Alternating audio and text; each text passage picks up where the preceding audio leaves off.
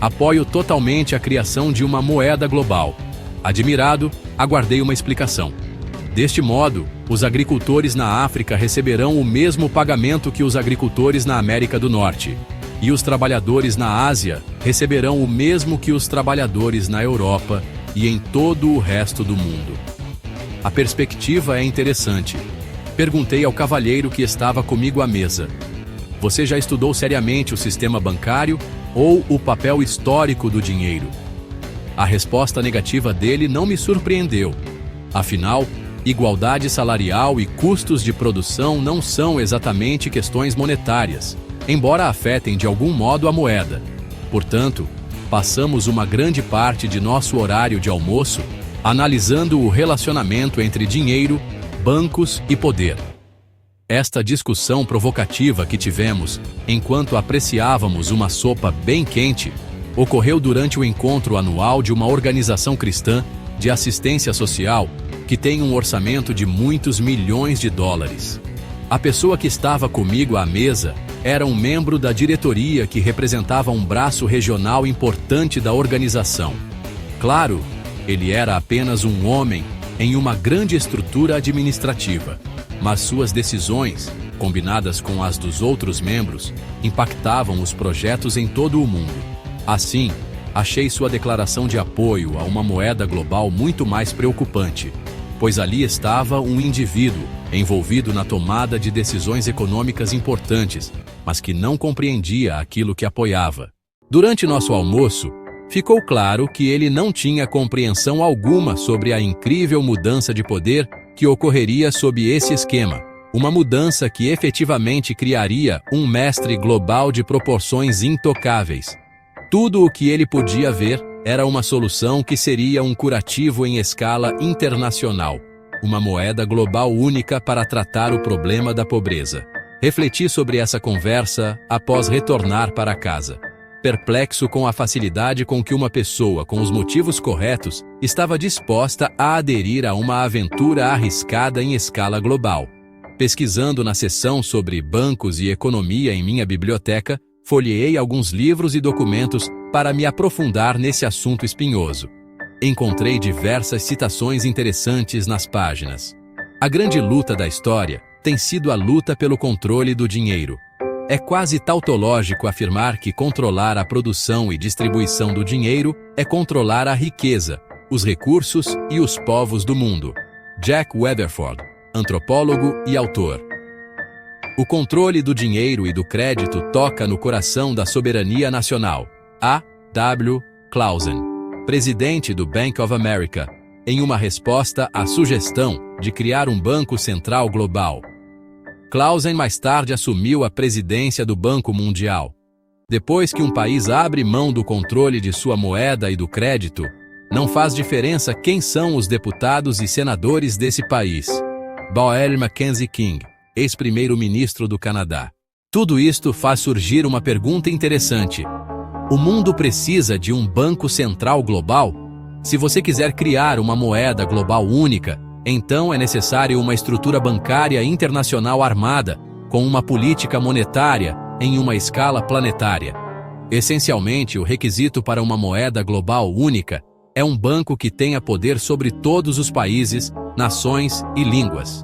Paul Hellyer, um ex-membro do parlamento canadense, criticou esse projeto em 1994, dizendo que sob esse sistema monetário e financeiro global, os interesses dos cidadãos e dos países individuais precisariam estar subordinados aos interesses das finanças internacionais. Os países não poderiam mais seguir qualquer tipo de política independente. A soberania sobre o mais poderoso de todos os instrumentos econômicos seria entregue a um monstro internacional. Um banco mundial administrado por uma elite de indivíduos selecionados e indicados para o cargo e que coletivamente não presta contas a ninguém? Misericórdia! Sem que aquela pessoa com quem almocei soubesse, a ideia de uma moeda global única tem sido debatida caladamente nos círculos bancários e econômicos desde os tempos da Segunda Guerra Mundial. Em 1943, o economista americano Alvin Hansen sugeriu uma abordagem econômica internacional para o problema da paz mundial. Embora o interesse principal dele estivesse na promoção do pleno emprego e no desenvolvimento dos países atrasados nos anos do pós-guerra, sua sugestão baseava-se na criação de um fundo cambial internacional junto com um banco internacional. Esse fundo facilitaria o fornecimento de um câmbio adequado e, especialmente, promoveria ajustes que levariam ao equilíbrio internacional. Equilíbrio internacional nas taxas de câmbio efetivamente significa a criação de um sistema de uma moeda mundial única. Hansen também reconheceu a importância política desse movimento e vinculou o federalismo mundial com sua estrutura monetária global para a preservação da paz e a promoção de saudáveis relações políticas internacionais. Naquele mesmo ano, o economista britânico John Maynard Keynes elaborou um plano para a instituição de uma moeda global. A proposta de Keynes foi apresentada durante a Conferência de Bretton Woods, em 1944, um encontro de alto nível que resultou na criação do Fundo Monetário Internacional e do Banco Mundial. Referenciando o conceito monumental de Keynes, o ex-presidente da Reserva Federal, Paul Volcker, escreveu: a proposta contemplava a criação de uma nova moeda internacional sintética, separada do ouro que os países já possuíam em suas reservas. O nome que Keynes propôs para a moeda, Bancor, combinava a palavra para banco com a palavra francesa para ouro.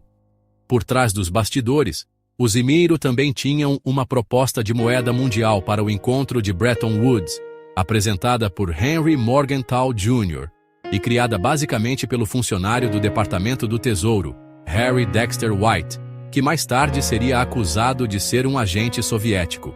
Como a ideia de Keynes, o plano americano previa uma unidade monetária global experimental chamada de Unitas. Robert Mundell, um economista respeitado que mais tarde ficaria conhecido como o pai do euro, comentou as interações políticas que cercaram esse evento de 1944. O presidente Franklin D. Roosevelt instruiu seu secretário do Tesouro, Henry Morgenthau Jr., a fazer planos para a instituição de uma moeda global. Tanto os planos americanos e britânicos em Bretton Woods incluíam a previsão de uma moeda global. O plano americano chamava a moeda de Unitas. O plano britânico a chamava de Bancor. Ela nunca foi implementada por razões políticas que tinham de ver com a política interna dos EUABIWA. Meses após a conferência, os americanos retiraram sua proposta de uma moeda global, e quando os britânicos, como Lord Robbins nos diz, trouxeram a questão de volta, os americanos mudaram de assunto.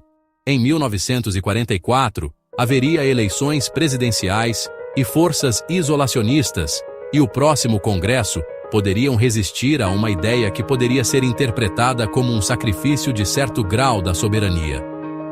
Embora as iniciativas de White e de Keynes tenham ruído em 1944, elas plantaram as sementes da ideia bem fundo nos solos da economia e do sistema financeiro internacionais. Por volta do fim dos anos 1960, a ideia de uma unidade monetária mundial começou a germinar. Em 1968, Robert Mundell foi levado a um comitê conjunto do Congresso dos Estados-Unidos, fazendo uma apresentação intitulada Plano para uma Moeda Mundial. Mundell foi bem direto. É clara a direção em que precisamos ir, precisamos construir, a partir de todos os ativos atualmente usados pelas autoridades monetárias, uma nova moeda mundial. No Fundo Monetário Internacional, FMI, uma nova iniciativa que teve início de 1966 foi ratificada em 1969. Os direitos especiais de saque, chamados de SDRs, de Special Drawing Rights, baseada em uma cesta de moedas. Hoje, os SDRs são constituídos com base no dólar americano, no euro, na libra britânica e o iene. Acreditava-se que essa unidade contábil eventualmente se tornaria um tipo de moeda de reserva internacional. David Rockefeller, quando era presidente do banco Chase Manhattan, compreendeu o potencial dos SDRs em um sistema monetário reorganizado globalmente. Ao falar diante do Clube Imperial do Canadá, em 1971, ele recomendou a criação de uma comissão internacional para regular o relacionamento monetário, comercial e de investimentos em todo o mundo. Essa comissão poderia se dedicar a uma redefinição das paridades monetárias oficiais em termos de uma nova unidade monetária internacional, talvez os SDRs. Ela também poderia considerar a reforma do papel dos ativos de reserva internacionais dos bancos centrais. Rockefeller esperava que o conceito avançasse rapidamente, antes que o vírus do protecionismo que faz os países se virarem para dentro e o nacionalismo autodestrutivo reduzissem o espírito da cooperação e da solidariedade internacionais. Embora os SDRs não tenham alcançado o status que David Rockefeller previu, o uso deles cresceu nos anos recentes. Hoje, o Banco de Compensações Internacionais, que faz o papel de banco central para os bancos centrais, detalha seus lucros anuais e dividendos em SDRs. Em 2005, a Argentina anunciou que os pagamentos de sua dívida externa seriam feitos nessa unidade de cesta de moedas do FMI. Comentando sobre os SDRs, o presidente da Associação da Moeda Única Global escreve: "Algum dia, as 4 moedas na cesta serão transformadas em uma, a moeda global única, e os SDRs desaparecerão." De fato, a criação dos SDRs no fim dos anos 1960 parecia abrir a porta para mais discussões sobre uma moeda global. Isto foi evidente durante uma conferência em 1969, promovida pelo Banco da Reserva Federal de Boston, em que os participantes deliberaram a ideia de um mundo unificado dentro dos confins do sistema da Reserva Federal dos Estados Unidos. 2 citações desse evento nos ajudam a entender um pouco o teor do debate. Permitam-me deixar a oposição de lado e tratar algo mais positivo, começando com o melhor e o pior do sistema monetário internacional. O primeiro melhor, em meu julgamento, é uma moeda mundial com uma autoridade monetária mundial. Charles P. Kindleberger. Sou um utopista. Gostaria de ver um mundo com uma única moeda. Ao contrário do Sr. Kindleberger, gostaria de ver o mundo sem uma autoridade monetária central. Uma autoridade monetária mundial é uma autoridade politicamente irresponsável que não tem uma relação representativa com os povos do mundo. Na melhor das hipóteses, seria uma ditadura benevolente de especialistas, escolhidos de uma forma arbitrária e sujeitos somente de forma muito indireta a qualquer processo político efetivo. Uma moeda mundial com uma autoridade mundial é, acredito, o pior melhor, e não o primeiro melhor, tanto em termos políticos quanto econômicos. Por outro lado, uma moeda única para o mundo unificado sem uma autoridade monetária seria um sistema bastante bom. Milton Friedman. Durante meados dos anos 1970, a discussão sobre a criação de uma moeda mundial foi obscurecida pela nova agenda global de estabelecer uma ordem econômica internacional. O objetivo? Colocar em jogo um efetivo regime socialista internacional, completo com a transferência de riqueza do primeiro mundo para os cofres das nações em desenvolvimento e o fortalecimento de um sistema de governança global de orientação socialista. Embora uma moeda global única não estivesse tipicamente associada com essa agenda, a emissão e distribuição do crédito internacional era frontal e central. E esse sistema de crédito requer um mecanismo de controle, algo como um banco central global. Em um discurso intitulado Ganhos para Todos em um Novo Mundo, feito diante do Comitê Conjunto de Economia do Congresso dos Ilewa, o secretário-geral da Comunidade Britânica de Nações, Sheridat Ramphal, declarou: "O crédito é o lubrificante central em um sistema econômico. É por isto que um dos principais objetivos na nova ordem econômica internacional, que os países em desenvolvimento estão agora buscando, é um sistema internacional de crédito." Embora o conceito de uma moeda única tenha reaparecido durante meados dos anos 1970, foi Richard Cooper, professor da Universidade de Harvard e membro do Conselho das Relações Internacionais, o CFR, de Council on Foreign Relations, que reacendeu o debate nos anos 1980, durante outra conferência do Banco da Reserva Federal de Boston, desta vez em 1984. Cooper virou as mesas ao delinear um esquema revolucionário para uma nova organização do sistema monetário internacional. Apresentei um esquema alternativo radical para o próximo século: a criação de uma moeda comum para todas as democracias industriais, com uma política monetária comum e um banco de emissão conjunto para determinar essa política monetária. Esta proposta é radical demais para o futuro imediato, mas pode fornecer uma visão ou um objetivo que possa guiar os passos intermediários. O plano de Cooper era radical, propondo uma moeda mundial por volta do ano de 2010. Outros participantes da conferência, como Lord Eric Rowe, então presidente da casa bancária Warburg & Co., e Ariel Buira, então vice-diretor do Banco do México, comentaram favoravelmente o plano de Cooper, e Buira observou que as objeções a esse esquema parecem ser em grande parte de natureza política.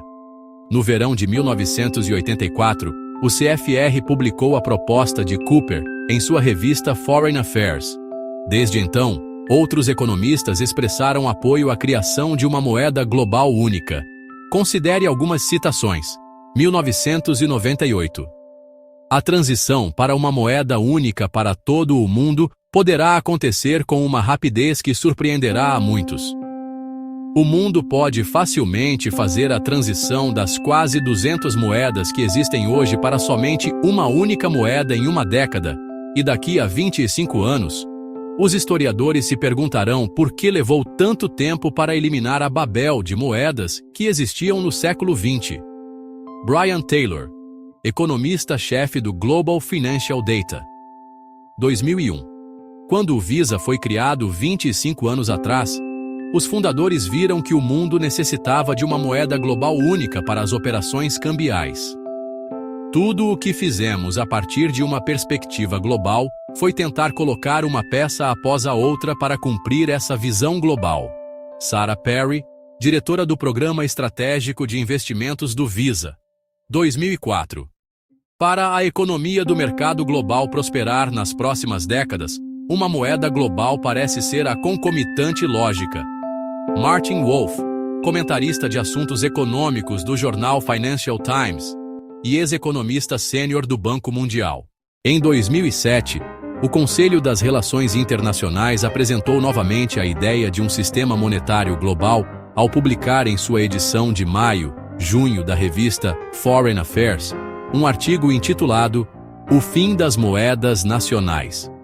Nota: na capa, o artigo foi chamado de Um Mundo Moedas Demais. Ben Style, diretor de Economia Internacional no CFR, escreveu que os sistemas monetários nacionais deviam ser abandonados, pois o desenvolvimento econômico fora do processo de globalização não é mais possível. Falando de forma ainda mais sucinta, o nacionalismo monetário é simplesmente incompatível com a globalização. E, de modo a se globalizarem com segurança, os países devem abandonar o nacionalismo monetário e abolir as moedas indesejadas. A conclusão é esta. Style identifica exatamente a fissura potencial na economia mundial que pode nos levar a uma nova estrutura financeira: o enfraquecimento do dólar americano em nível global. Nas últimas décadas, o dólar americano se tornou a moeda global inquestionável, e os países de todo o mundo precisam possuir dólares para poderem comprar e vender em vários mercados internacionais, especialmente no mercado do petróleo. Steele escreve: o status privilegiado atual do dólar como moeda global não é uma concessão dada pelos céus.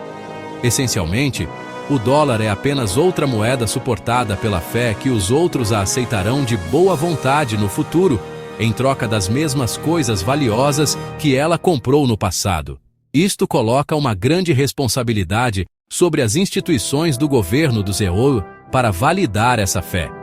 Infelizmente, essas instituições estão falhando em assumir essa responsabilidade. A política fiscal imprudente do Jefferson Equia está solapando a posição do dólar, ao mesmo tempo que seu papel de dinheiro global está se expandindo. Reconhecendo o possível cenário de perda de valor do dólar, Steele aponta para a crescente preocupação com os bancos centrais da China e de outros países que possuem uma grande reserva em dólares. Tenha em mente que a China sozinha detém mais de $1 trilhão em suas reservas, e rumores vindos do Oriente sobre a substituição dessas reservas começaram a causar agitação nos mercados. Embora Steele não faça a pergunta, ela se torna dolorosamente óbvia. O que acontecerá se a China e outros países temerem a insustentável leveza de suas reservas?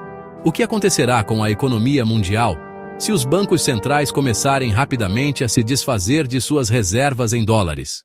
Tudo isto enfatiza uma realidade estratégica que pode ser resumida em 3 palavras. Crise representa oportunidade. Como o manda-chuva das finanças A.W. Clausen disse certa vez, novos sistemas político-econômicos abrangentes entre os povos quase sempre aparecem após uma conquista ou uma crise comum. Robert Mundell também vê a crise como um ponto de partida para a mudança.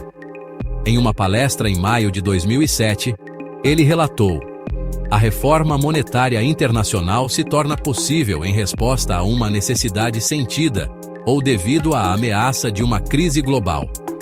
Esse ganhador do Prêmio Nobel também apontou seu dedo para o possível evento de gatilho, dizendo que a crise global teria de envolver o dólar e que uma moeda internacional seria vista como uma contingência para um desastre global do dólar.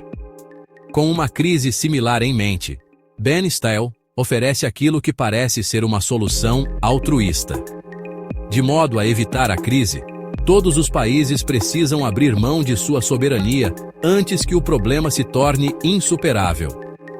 Os governos precisam rejeitar a noção fatal que a nacionalidade requer que eles criem e controlem o dinheiro usado em seu território. Moedas nacionais e mercados globais simplesmente não combinam. Juntos, eles formam uma mistura mortal de crise monetária e tensão geopolítica, e criam pretextos para o nocivo protecionismo. Portanto, como a soberania sobre a moeda deve ser obliterada?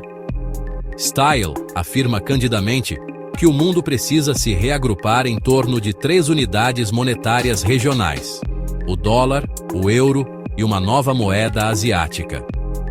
Essa proposta espelha o trabalho de Robert Mundell, que tem viajado por todo o mundo e participado como palestrante em conferências sobre uma nova unidade monetária internacional baseada no dólar americano, no euro e no iene. Segundo o plano de Mundell, essas 3 moedas formariam a base de uma unidade monetária mundial, chamada de DEI, e o Fundo Monetário Internacional seria seu gerente, essencialmente substituindo o programa dos SDRs.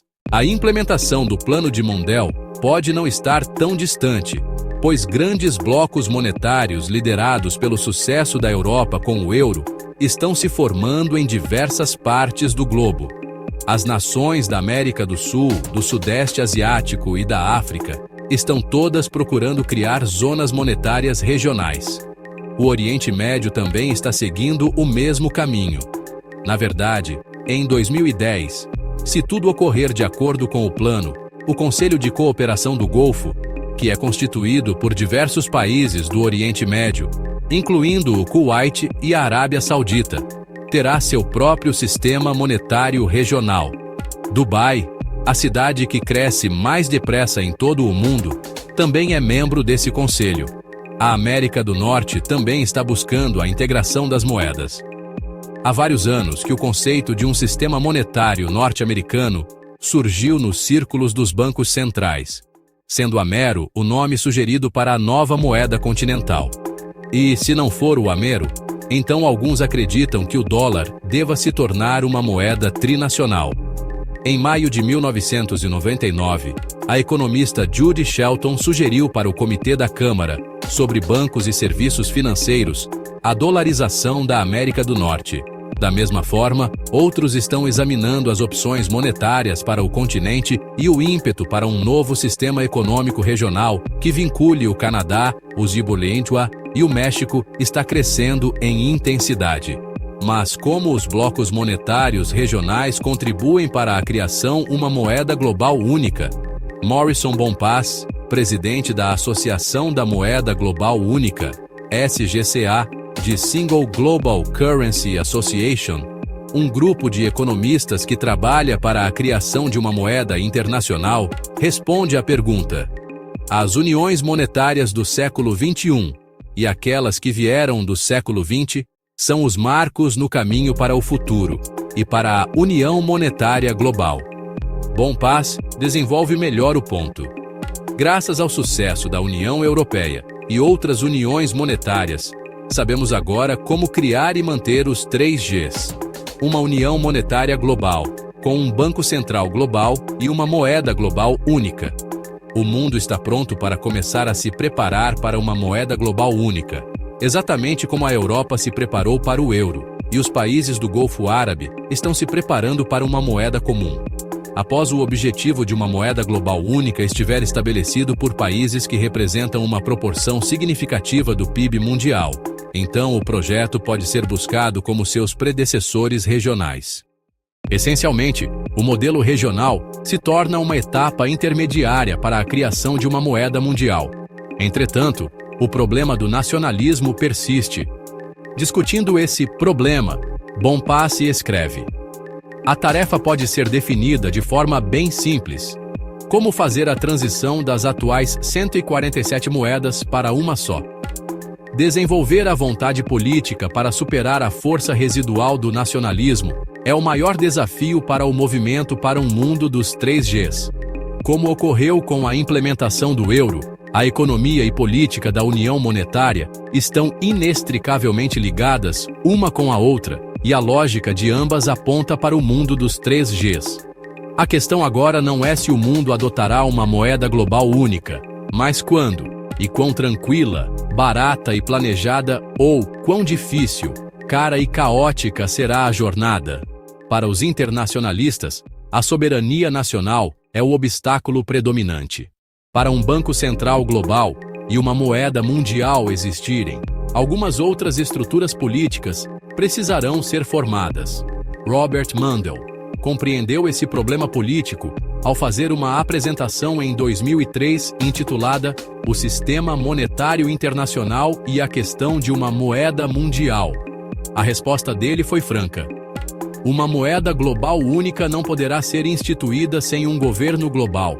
Impor uma moeda única envolveria grandes problemas de organização. Entretanto, essa realidade não impede a SGCA e outros, de mente similar, de fazerem seus planejamentos progressivos. Com Bonpas afirma: é hora de buscar seriamente o objetivo de uma moeda global única, gerenciada por um banco central global e dentro de uma união monetária global. Como seria um banco central global? A comparação mais provável que podemos fazer hoje seria com o Banco de Compensações Internacionais, chamado de BIS, de Bank for International Settlements, uma instituição virtualmente impérvia. Aqui estão alguns pontos a considerar com relação à natureza intocável do BIS. O BIS é imune a toda tributação, incluindo todos os tributos sobre o capital do banco, reservas ou lucros. A sede do BIS, os escritórios de suas filiais e qualquer edifício que esteja sendo usado pelo BIS são invioláveis pelos agentes dos governos nacionais, incluindo a Polícia Nacional. Tente argumentar que seu lar e sua empresa são invioláveis para qualquer autoridade pública e veja o que acontece. Os funcionários do BIS têm imunidade diplomática internacional, incluindo imunidade contra prisão, exceto em casos flagrantes de infrações criminais. A diretoria de funcionários do BIS tem diversos outros privilégios, incluindo benefícios tributários e de imigração com os quais a pessoa mediana somente pode sonhar. A agência do BIS na China tem uma cláusula especialmente poderosa.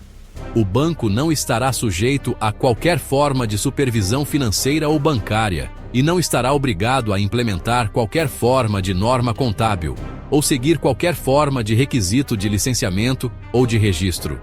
Outro exemplo possível é o Banco Central Europeu, que também está equipado com imunidades e privilégios especiais, incluindo a independência da influência e instrução políticas. Vendo a escrita na parede, o estrategista em geopolítica Edward Luttwak escreveu em 1998: as autoridades não eleitas do Banco Central Europeu assumirão total e exclusivo controle sobre a política monetária de todos os países membros, a partir da formação formal da União em 1 de janeiro de 1999.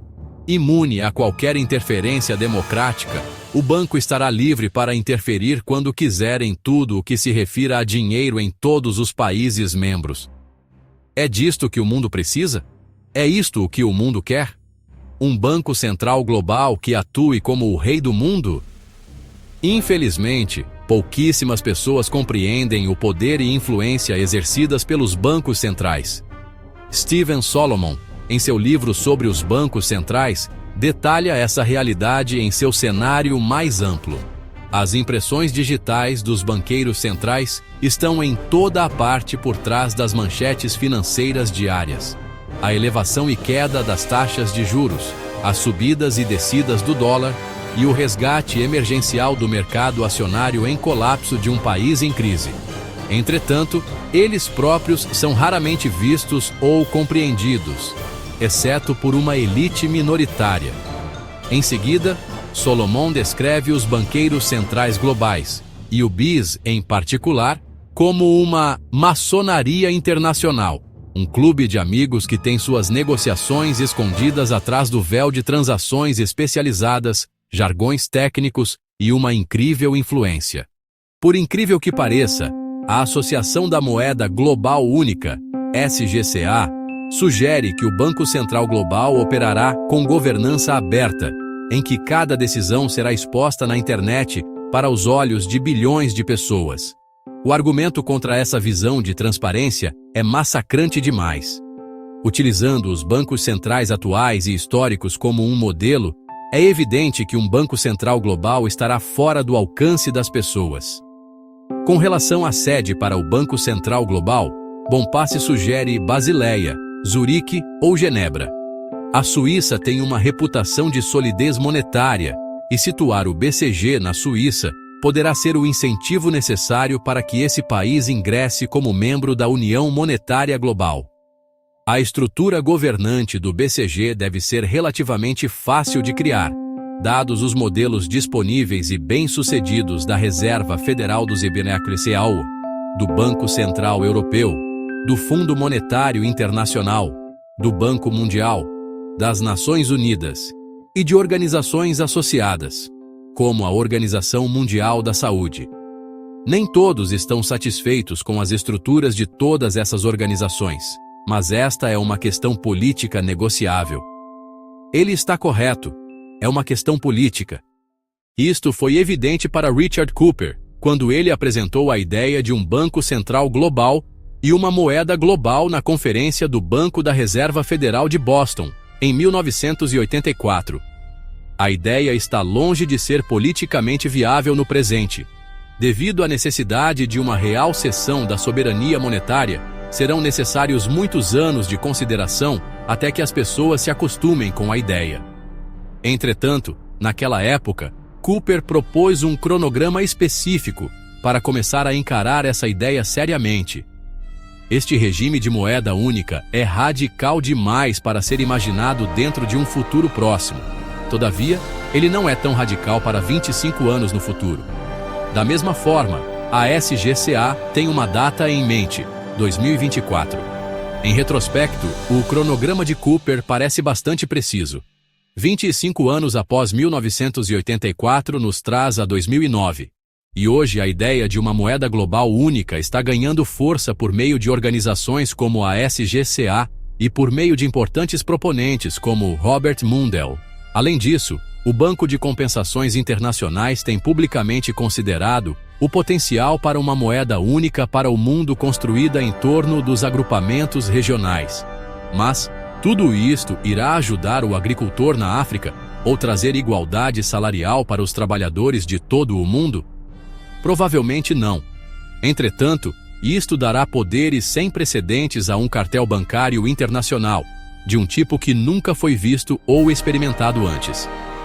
Como um crítico do sistema bancário global escreveu certa vez: dinheiro é dinheiro, e bancos são bancos, e nenhum dos dois reconhece qualquer lealdade que não produza juros compostos. E faz que a todos, pequenos e grandes, ricos e pobres, livres e servos, lhes seja posto um sinal na sua mão direita ou nas suas testas, para que ninguém possa comprar ou vender, senão aquele que tiver o sinal, ou o nome da besta, ou o número do seu nome. Aqui é a sabedoria. Aquele que tem entendimento, calcule o número da besta, porque é o número de um homem, e o seu número é 666. Apocalipse 13, 16 e 18.